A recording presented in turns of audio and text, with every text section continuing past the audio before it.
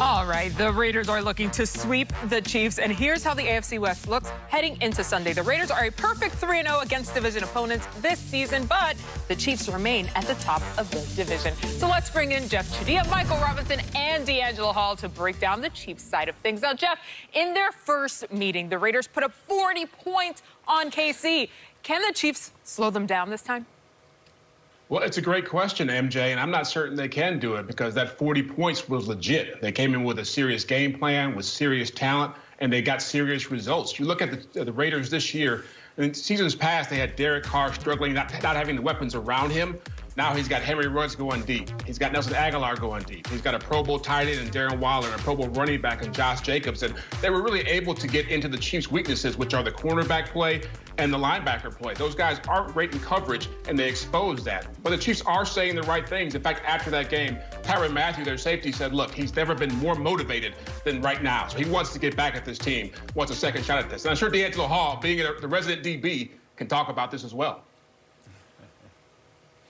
Oh, yeah, Jeff, when you talk about that Raiders game plan, man, they utilized that speed. And I knew Henry Ruggs was going to be a great pickup for the Raiders offense because I know those guys play Tyreek Hill twice a year. So John Gruden knew he needed a speed guy. Let me show y'all a little bit of video on this XO of how Henry Ruggs just distracts people. So right now you got Henry Ruggs. He's going to motion across. You see Darren Waller and you see Nelson Aguilar.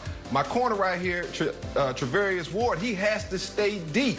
You got Juan Thornhill, he's gonna cut Darren Waller. If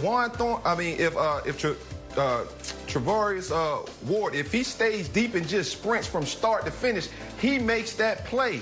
Tyrann Mathieu cannot cover anybody from one side of the field to the other side. That's just miscommunication. Right here, you got Henry Ruggs again, a speed guy.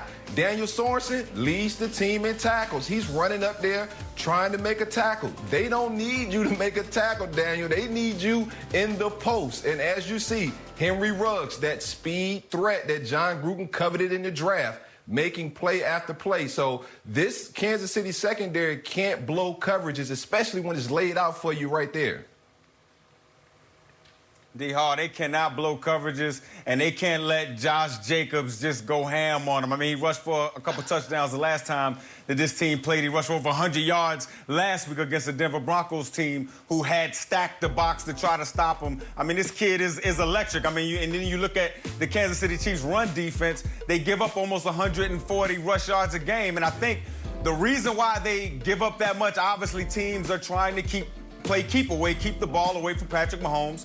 You look at this first matchup, the Las Vegas Raiders, they kept the ball for 10 minutes more than the Kansas City Chiefs. Again, limiting the possessions. You just have to know the type of team you're playing. You're playing the Kansas City Chiefs, and they're explosive. So I think sometimes the defense gets exposed because you can't be good everywhere. You got an explosive offense. You know, you got a bend but don't break defense. And I think in the running game, Jeff, is where they give up a lot more plays than they would like to. That's right, and Rob, and really, when you think about the way that first game went, the Raiders actually did the Chiefs on the Chiefs. They put more pressure on them with that offense and really forced them to play from behind. They only had 8 points in the second half of that game because they felt that pressure, not having enough possessions, knowing the other team on the other side was going to be putting points on the board. And I got to ask you guys, like, can they do that again? Can the Raiders control the Chiefs in the second half of the game the way they did last time? You know what, Jeff? That's what's so dangerous about. No, go ahead, Rob. Man. This delay crazy, man. Well, I really think with Josh Jacobs, with the speed on the outside that you guys just outlined, right? I mean, Henry Ruggs, has real speed. These are things that you can't just go out there and teach. This is real speed, and you can't always simulate it in practice. Yes, you got Tyreek Hill and things like that, but you can't always simulate it always at practice. And again, you have to be able to stop something. And without stopping that run game, I'm telling you, I really think the Las Vegas Raiders, they can find some plays in the back end. You know what? The Chiefs had a lot of mistakes. They had a lot of penalties. I can remember a deep ball to Tyreek Hill early in that ball game that would have probably blown the doors off in that game. At one point, this game could have been a blowout in the Chiefs' favor. So, you know, the Chiefs' offense is just so dynamic. Any one of those guys can win those matchups. And we can't forget Le'Veon Bell's a part of that team now this time around. So the Chiefs got a lot of weapons. I don't know how the Raiders' defense can do what they did last time, which was, you know, shut down this explosive offense. It's only one ball. It's only one football, dude. All right, guys, it's been, what, 6 weeks since these two teams faced off. Here's what I love about these type of rivalries. Neither of them is going to forget what it takes to bring the other one down. All right, Yeah. Jeff, Rob, and D-Hall, thank you. Interesting game in a lot of different ways. On 53. Wentz has it tipped away from Rager by James Bradbury. Wentz stumbles out of his break, and Wentz is down. Wentz, pressure coming, and Wentz is going to be sacked. He's under pressure. He's going to get sacked. What happened there? First of all, low snap. Steps up. He's under pressure, gets sacked. That will wrap things up for today. Eagles have some question marks. But in the end, it's a loss. Question marks and L's. Yeah, the NFC East is the first division since 1970 in which all teams have 3 or fewer wins through Week 10. Here's a look at the standings. I mean, the Eagles still in first position, but truly, there's just a lot to unpack there. And the headline in Philly, courtesy of the Philadelphia Inquirer, reads, "Coddling Carson. Peterson needs to hold QB accountable." James Jones and Maurice Jones-Drew join me now for this one. Guys, the NFC East is a disaster, no doubt. There's legitimate concern in Philly about the team. And our Mike Silver reporting that shaking up the head coach or even the QB is not totally out of the question. That said, if the Eagles were to move on from Wentz, it would cost them $59 million. So all of this considered, James, what's wrong with the Eagles? Everything is wrong with the Eagles. The Eagles have a lot of problems, man. I mean, let's start with the offensive side of the ball. I mean, Carson Wentz, yes, you got to hold him accountable, but he is out there with people that he wasn't expecting to play with the start of the season, man. And this offense is beat up from the offensive line to the receivers. This offense is beat up. So it's tough. You watch them play football games. It's tough for them to try to put some plays together to go down there and score some points. I don't see this offense being able to score more than 10 points a game against any defense. They are struggling. They do not have the weapons out there. And you could say play call and you could say Carson Wentz. They just do not have the talent to compete. And that's where the Eagles are right now, Drew. This is my problem, JJ. You give this man $100 million, and we make excuses for him. We always do this for the quarterback. I'm going to tell you, when I got paid in Jacksonville, I needed to rush for 1,000 yards or more. The time I didn't do it, they let me hit free agency. That's what happened. So you have to hold them accountable. I don't care that you don't have receivers out there, your O-line's baked up. We gave you $130 million to win ball games. That's why we gave you the money, because we felt like when things don't happen, you need to be deodorant. You got to be able to cover up some of our stink.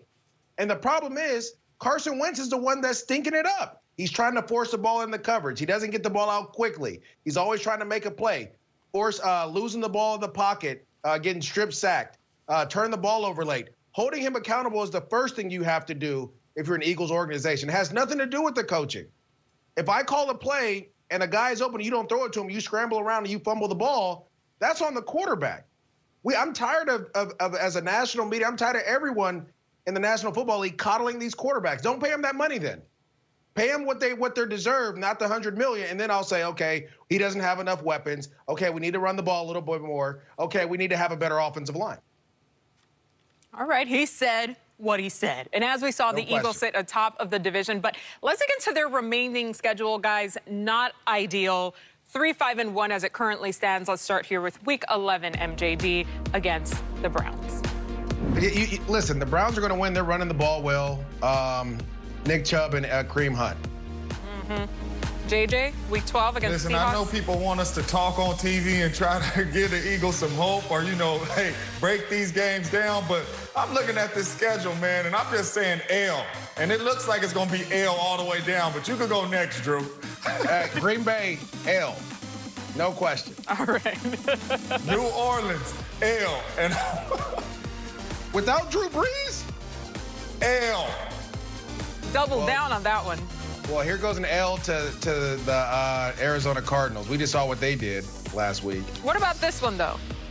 I mean, this one is tough. So I'm gonna talk about this one for a little bit right here. This one is tough because this right here is two bad teams playing against each other. And at this point of the season, you never know. This game might be for the division title. It possibly could be. So they might have some mojo or something going in this game. But I just feel like the Dallas Cowboys will finish the season better than the Eagles will. And I'm giving the Dallas Cowboys this game. They're gonna take another L right here, Drew. Oh. Final one. JJ, that's so disrespectful. I'm gonna say they win. I would say they win the last two games. I just feel like, the Washington football team, they're still trying to figure things out. Yes, they played well against the Detroit Lions, but they're also banged up as well offensively. Hopefully, Carson Wentz and them can make it work. Drew, am I the only one who watched the Giants game last week? Because you giving them Cowboys in Washington like they just that team. That's Did a you whole watch the other game?